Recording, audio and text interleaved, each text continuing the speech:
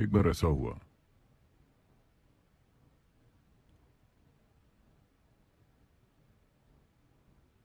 कि गौतम बुद्ध, क्या आपने सुना है उनके बारे में? हम्म? सभी ने गौतम के बारे में सुना है। सो उनका नाम बुद्ध नहीं है, उनका नाम है गौतम सिद्धार्थ। वो एक बुद्ध बन गए। वैसे वो दुनिया के इकलौते बुद्ध नहीं है, हजारों बुद्ध हो चुके हैं और आज भी हैं। तो गौतम एक दिन सुबह लोगों के एक बड़े समूह के बीच बैठे थे। सुबह सुबह मतलब कि इस समय से भी पहले एक आदमी आया और आकर पेड़ की आड़ में खड़ा हो गया। वो आदमी बहुत बड़ा भक्त है, वो राम का भक्त है। आप राम के बारे में जानते हैं? रमी नहीं, राम। राम भारत के प्रमुख देवताओं में से एक हैं। अगर आपको पता न हो तो भारत में हमारे पास 33 करोड़ देवी देवता हैं।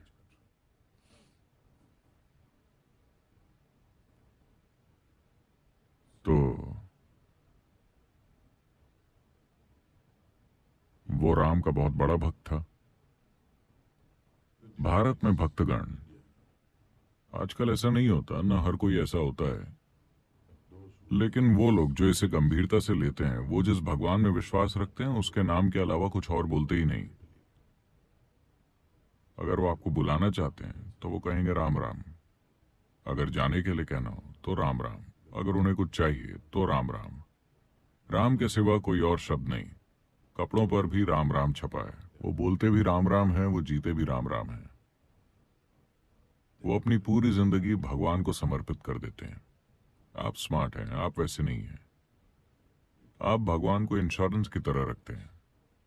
कहीं अगर कुछ गड़बड़ हो जाए तो मैंने भी अपना प्रीमियम भरा हुआ है।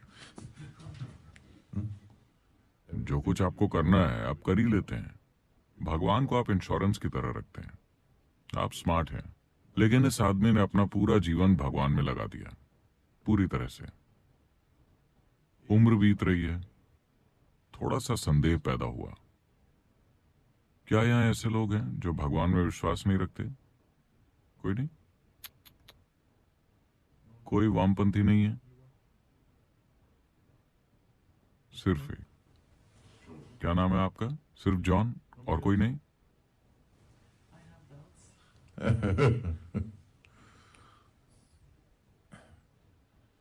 तो थोड़ा सा संदेह पैदा हुआ। वो जानता है कि भगवान है, बस छोटा सा डाउट। मान लो कि भगवान नहीं है, तो मैं राम राम जप कर अपना पूरा जीवन बर्बाद कर रहा हूं। ये डाउट आपको तभी होगा अगर आप अपना पूरा जीवन लगा देते हैं। आप हफ्ते में सिर्फ 10 मिनट लगाते हैं तो आपको ये डाउट कभी नहीं आएगा। चलता है, दिक्कत क्या है? अगर आप अपना जीवन पूरी तरह से भगवान में लगा दें तो 3 दिन के अंदर ही ये डाउट होने लगेगा, क्या मैं ये काम करके अपनी पूरी जिंदगी बर्बाद कर रहा हूं? और दूसरे लोग भी हैं जो भगवान में यकीन नहीं रखते। इस जॉन को देखो, यकीन नहीं रखता। इसके लिए भी सुबह सूरज उगता है, इसके लिए भी फूल खिलते हैं, इसकी भी जिंदगी चल रही है। शायद ये मुझसे बेहतर जिंदगी जी रहा है। तो छोटा सा डाउट। वो जानता है कि भगवान है, बस एक छोटा सा डाउट। अब यहां एक आत्मज्ञानी महापुरुष मौजूद है। वो बस पक्का करना चाहता है, लेकिन काफी लंबे समय से एक जाना माना भक्त होने के कारण, क्योंकि वो सिर्फ मंदिर जाता ही नहीं था, उसने कई सारे मंदिर बनाए भी थे। तो जिंदगी के इस पड़ाव पर अब ये कैसे पूछा जाए कि भगवान है या नहीं? तो वो सुबह सुबह आया और दूर वहां पेड़ की आड़ में खड़ा हो गया और उसने ये सवाल पूछा, क्या भगवान है?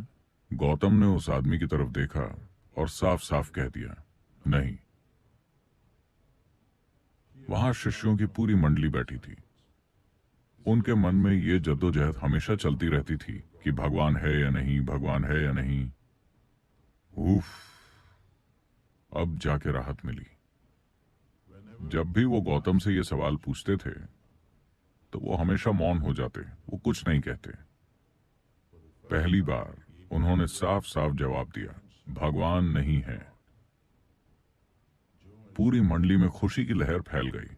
ये जद्दोजहद कि भगवान है या नहीं अब खत्म हो गई। आत्मज्ञानी महापुरुष ने घोषित कर दिया है कि भगवान नहीं है। यह संदेश पूरे शहर में फैल गया। पूरे दिन जश्न मनाया गया, क्योंकि जरा इस आजादी की कल्पना कीजिए। भगवान न होने का मतलब है कि कोई भी ऊपर बैठकर यह हिसाब नहीं लिख रहा कि आपने क्या किया क्या नहीं किया, ताकि वो आपको सजा दें या नर्क में जला सकें या कुछ और कर सकें। जिंदगी पूरी तरह से आपकी है। तो पूरे दिन जश्न मनाए गए। हर कोई खुशी से झूम रहा था। शाम को एक बार फिर सभा बैठी थी। एक और आदमी आया। वो भी दूर पेड़ की आड़ में खड़ा है। यह आदमी एक चारवाक है। चारवाक यानी भारत में कुछ ऐसे लोग हैं जो चारवाक के नाम से जाने जाते हैं। ये चारवाक पूरी तरह से मटीरियलिस्ट होते हैं। ये किसी और बात पर यकीन नहीं करते अपनी आंखों देखी के अलावा। शायद यही इकलौती संस्कृति है जो इसकी छूट देती है।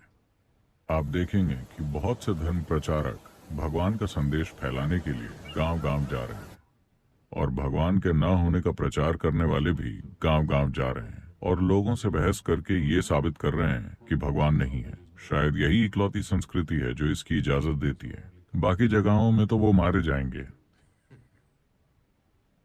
अगर आप चाहें तो भगवान का प्रचार कर सकते हैं, और अगर चाहें तो उनके न होने का। यही सच्ची डेमोक्रेसी है ना?